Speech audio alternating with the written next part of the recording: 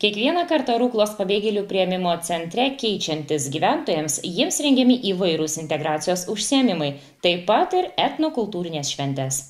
Ruklos pabėgėlių priėmimo centre gyventojų kaita vyksta kas 3 mėnesius. Kiekvieną kartą skiriasi ir pačių gyventojų tautybės bei papročiai. Atvykusiems naujokams būtų sunku iš karto prisitaikyti prie naujos aplinkos, sunku perprasti naujos šalies papročius, jei pabėgėlių priėmimo centre nebūtų sukuriamos palankios kitataučių integracijos sąlygos. Integruojam, aišku, pirmiausiai visom būtinom priemonėm, apgyvendinimo, aprūpinimu, medicinos paslaugomis ir visom kitom socialiniam paslaugom.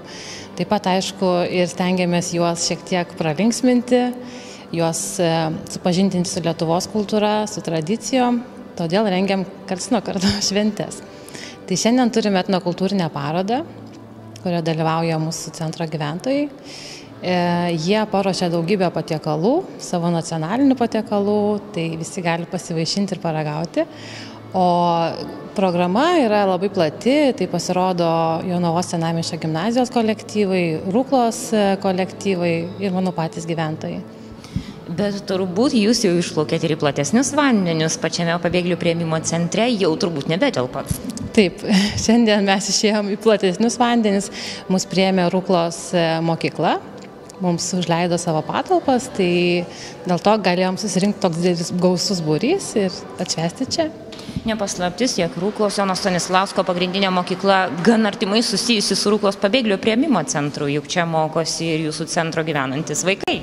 Taip, mes šiaip glaudžiai bendradarbiaujam, tikrai mokyklą lanko mūsų mokyklinio amžiaus vaikai, darželio grupės lanko mūsų mažieji, tai kiekvieną dieną tikrai turim kontaktą su šia mokykla. Glaudus bendradarbiavimas. Taip.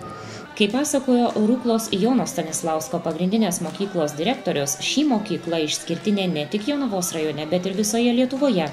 Direktorius pamena pačius pirmuosius užsieniečius atvykusius į šią mokyklą maždaug prieš 14 metų ir teigia, kad tuo metu stiprios pagalbos iš šalies kaip dabar mokykla neturėjo. Šiandien dieną mokyklos pedagogai jau patys gali konsultuoti kitus darbui su užsieniečiais bei dalintis gerąją patirtimi. Kiek vaikų, tai aš jau nebeskaičiuoju iš tikrųjų, nes jie jau 2 metus intensyviai keičiasi. Šiuo metu turim apie 30 vaikų užsieniečių pabėgėlių iš Sirijos, Afganistano ir iš Ukrainos. O kas dėl bendradarbiavimo, tai neišvengiamai mokykla turi bendradarbiauti ir bendradarbiaujam su pabėgėlių priėmimo centru, nes mokyklinio amžiaus vaikai, tai jie bet kokiu atveju turi lankyti mokyklą ir čia mokytis.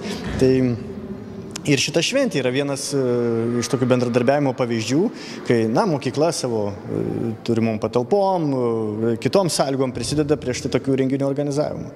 Nedažna mokykla turbūt taip glaudžiai susijusi, kaip jūs esate su pabėgėlių priėmimo centru, tiesa. Šituo aspektu mes gal Lietuvoje netgi išskirtiniai esam ir mokykla iš tikrųjų jau ne vieną kartą respublikiniu mastu dalyjosi savo patirtim, kas liečia vaikų užsieniečių ugdymą. Ar tai būtų mokytojo TV laidos, ar tai būtų konferencijos, seminarai, tai šitoje vietoje mes galim dalintis patirtim ir jie dalyjamės. Pažengę esate. Kaip čia pasakyti pažengę, tai žinot, vaikų ugdymas kiekvieną dieną tam tikrų iššūkių pateikia ir jo labiau vaikų užsieniečių ugdymas. Tai čia kasdien tau gali išpulti naujų dalykų, su kuriais iki šiol nebuvai susidūręs. Ar atsimenate pačią pirmą dieną, kada sulaukėte pačio pirmojo užsieniečio savo mokykloje? Tai iš tikrųjų aš prieš 14 metų, kai čia pradėjau dirbti, jau tuo met būdavo vaikų užsieniečių. Tuo metu, aišku, vyravo pabėgėliai iš Čečenijos, būdavo iš Afganistano, esam turėję iš Eritrėjos, tokių egzotiškų šalių, šiuo metu, kaip minėjau, daugiausia Sirijos. Ir kaip tada tas pats pirmas potyris buvo sulaukus užsieniečio mokinio? Tiesiog tu į juos žiūri kaip į vaikus, kuriem tuo metu reikia kažkokios išskirtinės pagalbos, reikia kažkokių išskirtinių sąlygų jiems sukurti, kad jie galėtų čia pritapti. Galėtų pritapti ir jeigu sugalvoja sieti savo gyvenimą su Lietuva, tai be jokios abejonės lietuvių kalba tai yra kertinis toks dalykas, kur mes jiems turim padėti, jeigu nelabai gerai išmokti, bet kad bent jau jie išmoktų suprasti ir pasakyti, pakalbėti apie būtiniausius savo poreikius. O tuo metu, kai sulaukėt pirmojo užsieniečio, ar jums kas nors kitas pagalbą teikė, nes juk kaip irgi buvot naujokai, kaip žinojot, kaip elgtis? Tiesą pasakius, remiamės į mokytojų profesionalumą, į jų patirtį, nes jie kaupia tą bagažą darbo su užsieniečiais ir tiesiog man sunku prisiminti, kad kažkas kitas iš šalies mums būtų stipriai padėjęs. Taip, dabar, kai Lietuva yra pasirašiusi tam tikras sutartis, tos pagalbos iš šalies tikrai buvo, tiek švietimo ir mokslo ministerija domėjosi, pavyzdžiui, ugdymo plėtros centras padėjo vadovėlius, ten kitą ugdomoją medžiagą mums gauti, tai tos tokios bent jau moralinės paramos yra gerokai daugiau. Na, o grįžtant į etnokultūrinę parodą, galime pasidžiaugti, kad Jonavos rajono kolektyvai turi puikių lietuviškų tradicijų ir pasirodymų repertuarą, kurios gali pradžiuginti ir į Lietuvą atvykusius užsieniečius. Buvo pristatytos lietuviškosios tradicijos ir koncertavo kultūros centro instrumentiniai grupė Rapsodija vadovas Ratautas Edvardas ir taip pat Senamiesčio gimnazijos šaunieji šokėjai, kurie atstovau šią vasarą mūsų rajoną Lietuvos dainų šventėje vardan tos. Tai šokių grupės Juventa merginų šokių kolektyvas ir jaunimo šokių kolektyvas vadovė Vilma Širkaitė.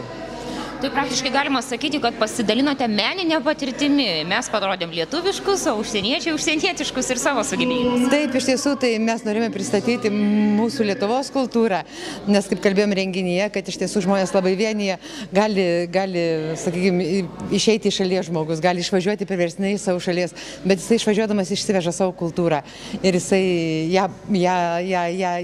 tą gyvenimo būdą gyvena, kurį jisai vaikystėje, jaunystėje gavo, to šokių šoką, kokius jisai išmoko, ta kalba, kurią jisai išmoko. Tai mes norėjom parodyti, kokia mūsų kultūra, kokias dainas mes dainuojam, kokius šokius mes šokam, kokią muziką mes grojam ir taip pat norėjom išgirsti, ką ir jie mums galėtų parodyti tokiom minimaliom sąlygom, kurios yra šiuo atveju. Ir tiesą sakant, mes labai mielai įtraukėm juos į ratelius ir išmokom 2 lietuvių liaudies ratelių, tai yra vienas suvalkietiškas, kitas žemaitiškas ratelis, tiesiog norėjom, kad jie taip pat pajudėtų, kartu su mumis pasimokintų ir pajustų tą dvasią lietuvišką, kurią jie čia atvykę tikriausiai jaučia nuo pat pirmos dienos. Reportažas apmokėtas iš Prieglobsčio, migracijos ir integracijos fondo lėšų projektui Lietuva kitataučių užuovėje.